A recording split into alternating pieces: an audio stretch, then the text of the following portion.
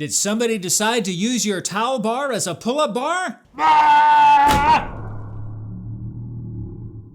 Well, in this video, I'm going to show you a very easy way that I use to fix this. It's a very easy job that you can do yourself, and I'm going to make it real easy for you.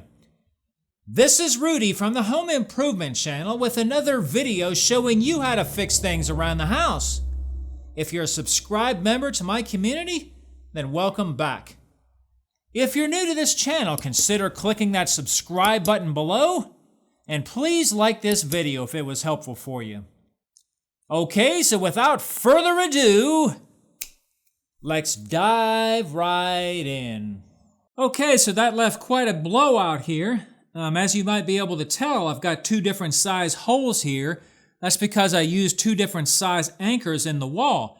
I used a better anchor on the top than I did on the bottom to give us two different samples to work with. So you might be thinking, do I need to cut this out? Do I need to mesh tape over it? What do I need to do to fix this?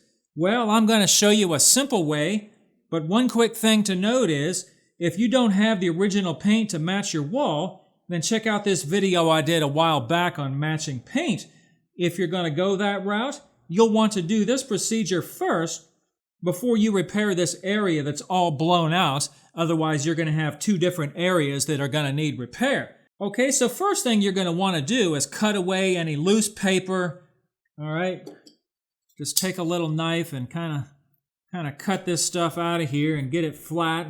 If it's like that, just tear it out and kind of come around here and just cut it out, all right? And then after that, I kind of like to take a screwdriver and mash everything down so that we don't have any ridges or anything sticking up. Now, I do this on any kind of a hole, like a picture hanger hole. You're going to, plug all the holes before you paint the room. I like to take a little hammer or a back of a screwdriver and kind of tap around those holes to flatten everything out. Let me take care of this one too, and I'll be right back. All right, got both areas kind of flattened out pretty good. So what I'm going to do is I'm going to use hot mud.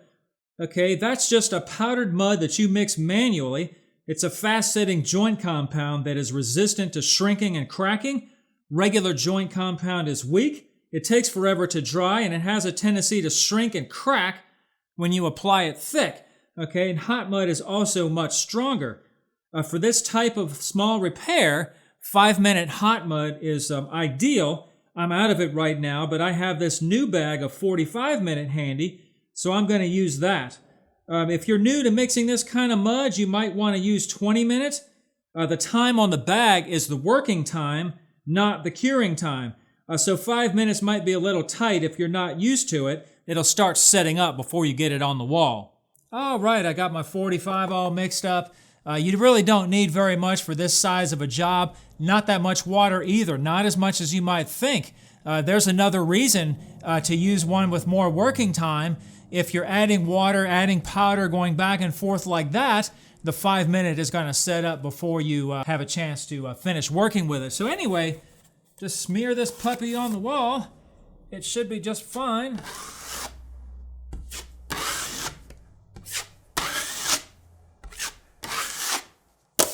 Keeping your edges smooth, keeping the center smooth. You're just trying to fill up the holes at this point.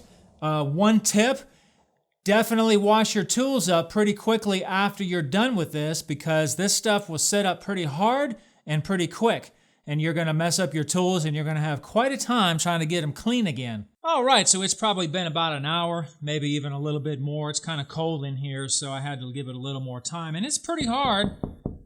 Not totally dry yet, but it's dry enough to add another coat of mud on there. Remember, I used the 45-minute. That's not the drying time, but that's set up good enough to cover. The next coat, I'm going to use just regular all-purpose drywall compound.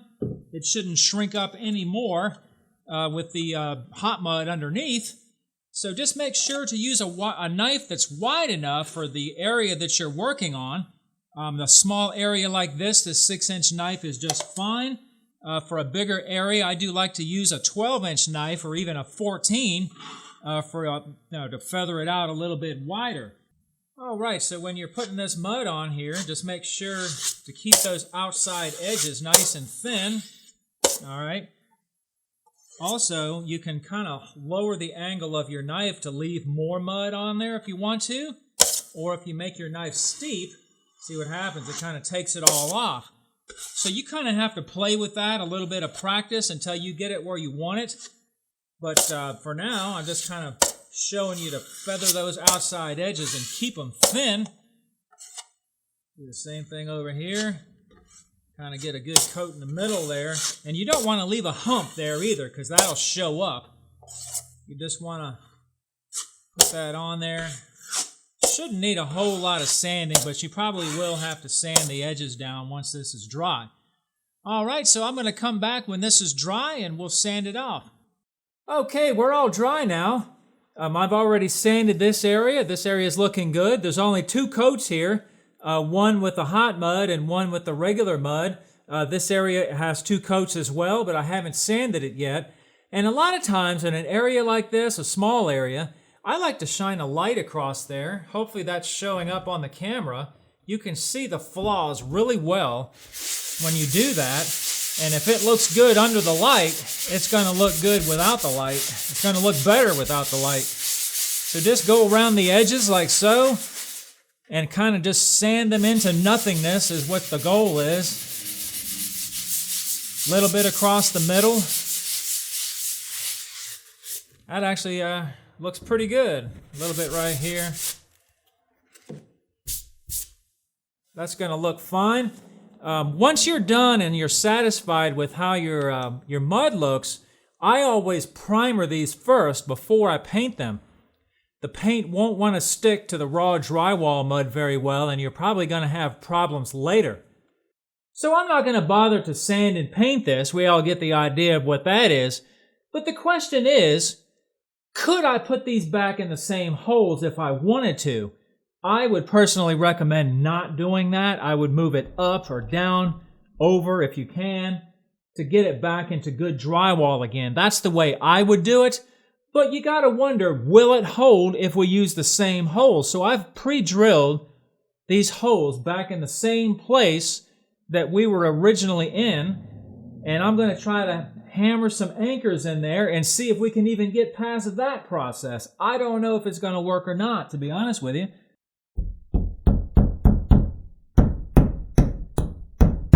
Yeah, first one went in.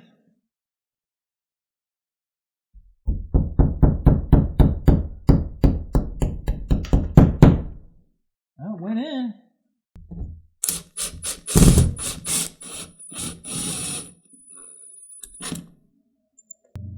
Well, I actually did get it in there, and it's pretty strong. And those are back in the same holes. Here's a picture of it right here, in case you don't believe me. But I'm actually pretty impressed. That's nothing but hot mud holding that, because it's in those holes that I blew out at the beginning of the video. So there you have it. I'm surprised.